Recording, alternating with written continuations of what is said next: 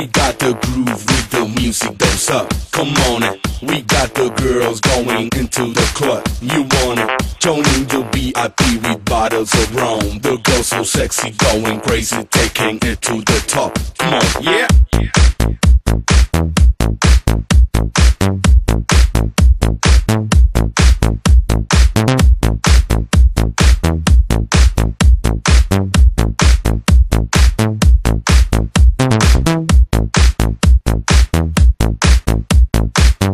Alors salut tout le monde, Fabrice Daled, Christian Segui et puis Jonathan DG alias Jonathan Di Giorgi qui est avec nous aujourd'hui dans les studios d'une grande radio à Marseille.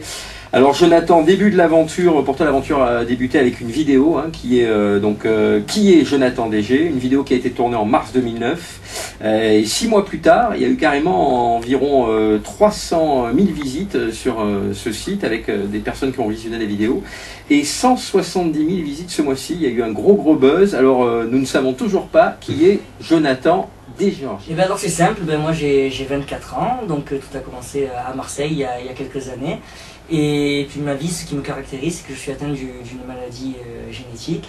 Et en fait, c'était un petit jeu au début, j'ai voulu créer un blog qui prouve que le bonheur est accessible à tous. Donc le concept particulier de ce blog, c'est que je suis quand même passionné depuis ma plus tendre enfance par la radio, par tout ce qui est animation radio. Et donc c'est cette passion qui m'aide de jour en jour à essayer d'avancer. Donc le concept, c'est qu'on me voit dans un moment de ma vie qui n'est pas forcément facile, mes opérations, mes chirurgies réparatrices. Et donc j'ai décidé de commencer ce blog à un moment de ma vie qui n'est pas forcément le meilleur, pour montrer qu'on peut très bien se sortir d'un moment difficile et d'essayer d'aller le plus haut possible, j'espère, on verra bien. Alors Jonathan, on a encore beaucoup de questions à te poser, mais pour tout de suite, on va regarder cet extrait vidéo. Vous connaissez Jonathan Di Giorgi? Je connais pas. Jordi, le chanteur? Ouais. Ouais. Mais Jonathan, non. Et vous derrière au fond? Ça vous dit rien?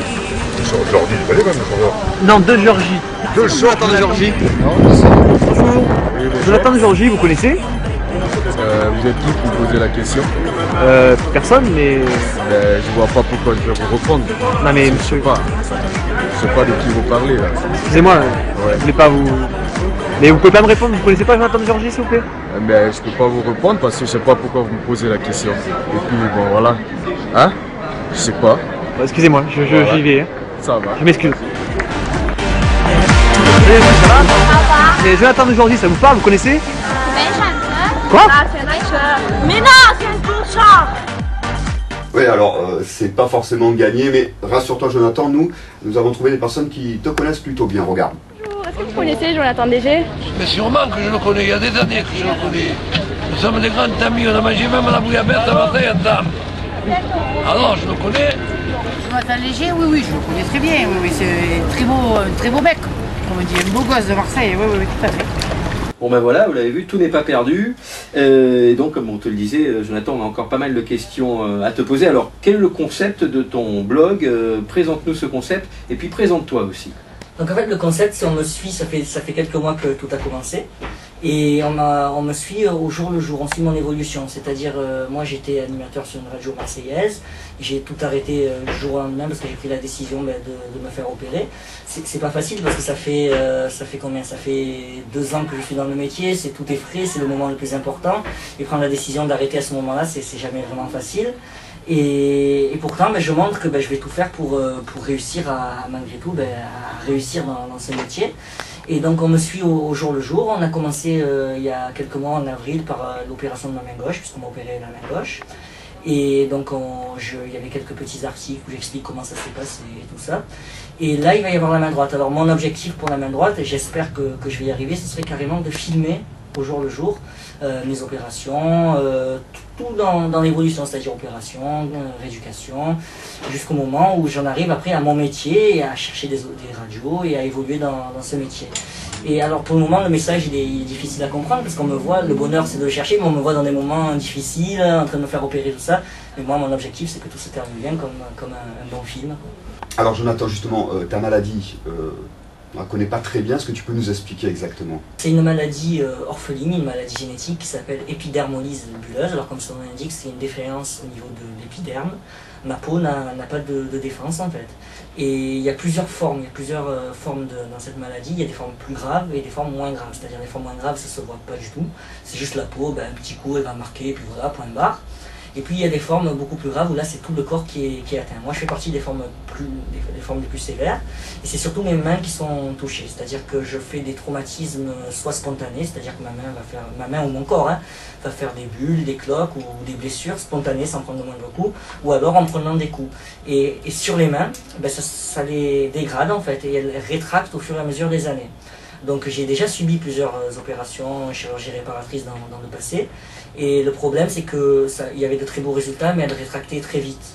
Et là, dans la nouveauté de ces opérations, en fait, c'est qu'on m'a fait un lambeau chinois, c'est-à-dire on m'a prélevé un muscle au niveau du bras pour me le mener à la commissure du pouce et l'index. Et là, l'avantage, c'est que c'est ma peau et elle est épaisse. Donc, on espère que ça ne devrait pas rétracter. Et si je devais faire un petit bilan, c'est que là, ça fait 5 mois qu'on m'a opéré et la main n'a pas bougé d'1 millimètre. Alors qu'avant, je me rappelle, elle rétractait de semaine en semaine. C'était vraiment flagrant. Donc, il y a vraiment un très très très grand espoir de réussite sur cette opération. Alors Jonathan, on l'a vu sur ton blog, un certain Michael Vendetta qui a créé un énorme buzz il y a quelques temps, en se la pétant, etc. Et je crois qu'en fait, toi, tu es un petit peu l'anti-Michael Vendetta. Parle-nous de ce concept. Mais alors c'est assez complexe parce que quelque part, cette idée, elle a pu partir d'il y a déjà de nombreuses années. Moi, je vais être sincère avec vous, ça va peut-être choquer. J'ai eu beaucoup de commentaires sur mon blog, 98% de commentaires positifs en général et 2% de négatifs. Et parmi ces 2% négatifs, il y en a qui sont pas du tout constructifs, qui servent à rien, ou c'est vraiment, comme on dit dans les blogs, des rageux. Et puis ensuite, il y a des commentaires où les gens ont du mal à comprendre et j'arrive à saisir pourquoi ils comprennent pas en fait. Des commentaires qui me disent mais je comprends pas cette envie de faire un buzz, ton blog est très bien mais pourquoi tu te compares à Michael Vendetta, est-ce que tu pouvais pas faire un blog simplement en montrant que le bonheur accessible point barre. Et ces commentaires j'arrive à les comprendre tout à fait. Et en fait je vous expliquais, moi mon rêve de toujours c'était d'être connu. Alors ça peut choquer, qui sait, pour qui se prend quoi, c'est pas du tout du narcissisme.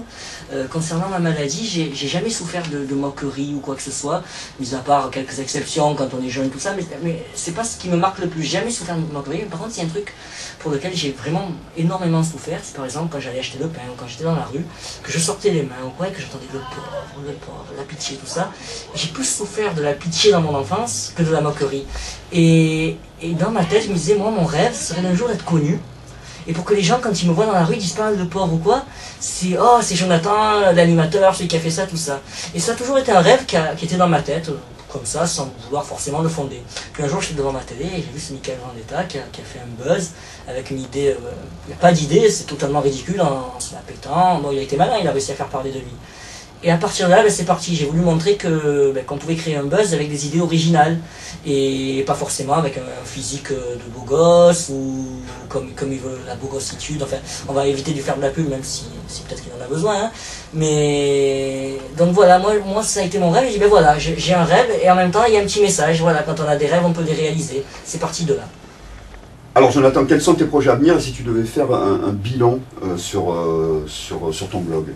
Concernant mes projets à venir, ça va être toujours en parallèle avec ma vie. Il y a l'opération qui arrive, comme je vous le disais tout à l'heure.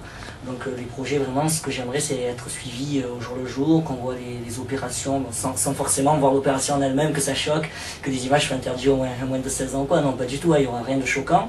Mais vraiment voir mon évolution. Et puis après, une fois que l'opération est terminée, moi je projette de partir à Paris pour essayer de tenter ma chance là-bas, parce qu'il y a beaucoup plus de radio qu'à Marseille, tout ça. Alors je ne sais pas si ça sera gagnant, mais je préfère vraiment prendre de risques.